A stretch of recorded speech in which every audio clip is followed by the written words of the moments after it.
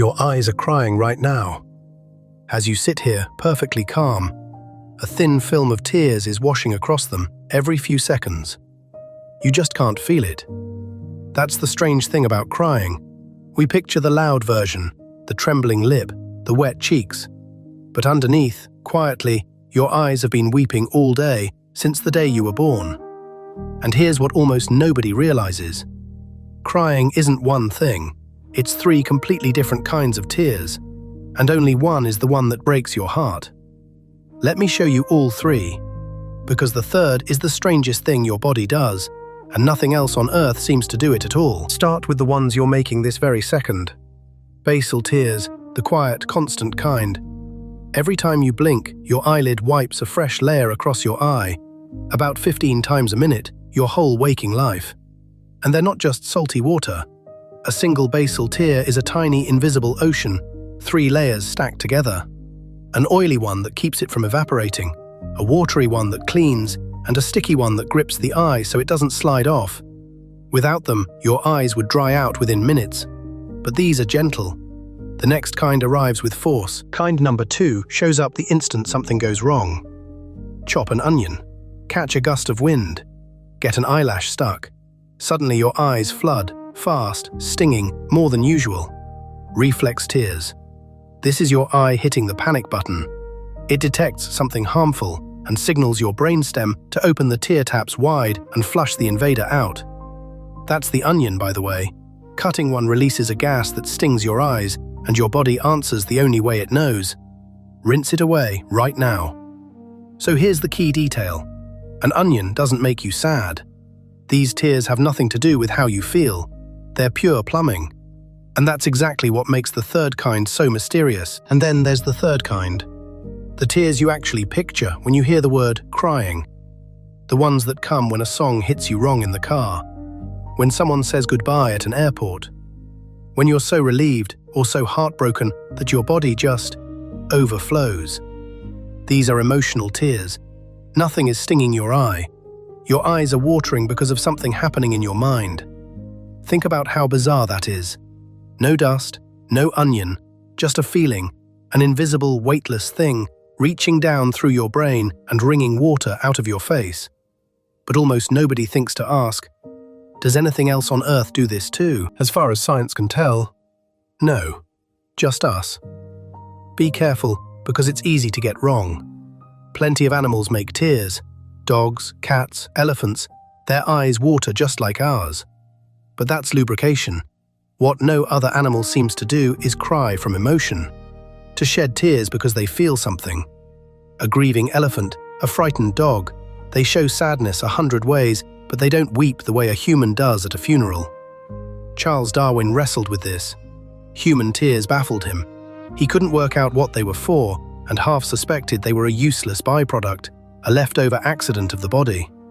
But if they're a useless accident, why do they feel so powerful? And why are they made of something different? Here's the twist that turns this into a real mystery.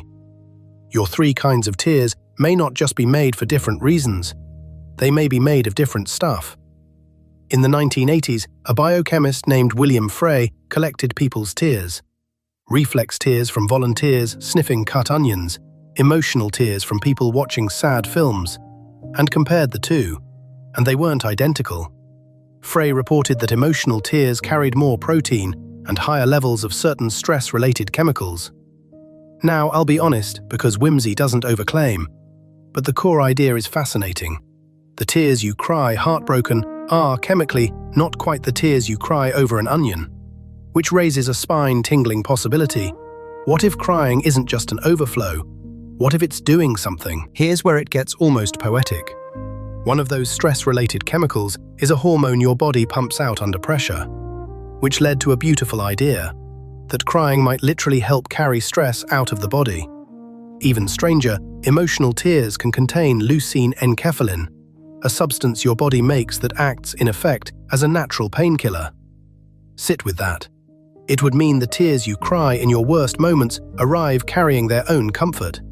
A drop of grief with a drop of relief folded inside. Careful though, this is still an open question, not a settled fact. The idea is popular but hard to prove, and plenty of scientists aren't convinced. So hold it gently, but even as a possibility, it's stunning. And yet, that might not even be the main reason we cry, because there's a second theory, and it flips everything around. What if emotional tears aren't for you at all, but for everyone watching you? The idea is simple and a little brilliant. Crying is a signal. A researcher named Ad Vingerholtz has spent years arguing exactly that. Tears as one of the most honest messages a human can send. Think about what tears do. They blur your vision, they spill over, and for a few seconds you are softened and defenseless. You literally can't fight, can't run. A crying person is saying, without a word, "I am overwhelmed, I need you, please come closer." And it works. When you see someone genuinely cry, something in you shifts. You lean in, you want to comfort them. But there's one more piece that makes tears the perfect signal, and it's all about trust. Here's what makes crying so trustworthy. Honesty is hard to fake. Most of the ways we tell each other things can be faked. A forced smile, a fake laugh, an "I'm fine" when you absolutely are not. But real emotional tears, the kind that rise up on their own when your heart cracks open, are almost impossible to summon on command. And that's what makes them believable. A signal that's hard to fake is one you can trust.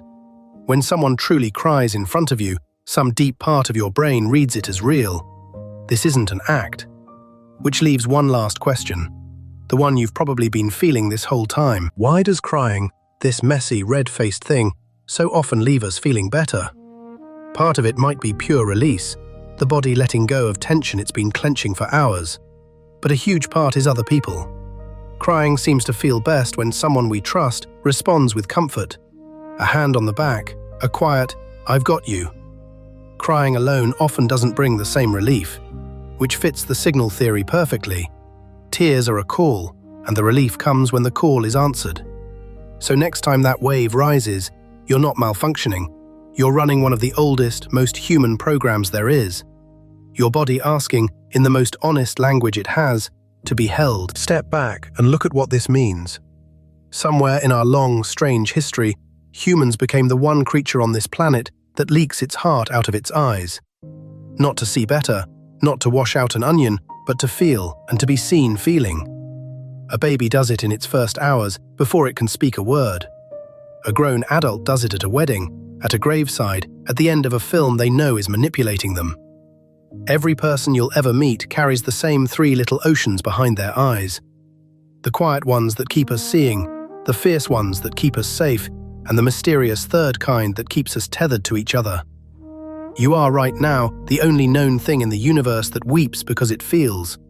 And honestly, there are worse things to be famous for. So the next time you catch yourself crying over something big or something small and a little embarrassing, maybe don't rush to wipe it away. It isn't weakness or a flaw in the design. It might be one of the most generous, deeply human things your body knows how to do. 3 kinds of tears. One of them, as far as we can tell, ours and ours alone. Isn't that strange and kind of wonderful that of all the things a body could do with a feeling, ours turns it into water and offers it to the people we love? If you like questions like this, the small, quiet ones hiding inside the most ordinary human things, come wander with us. Subscribe to Whymsy and we'll keep finding them together. See you in the next one.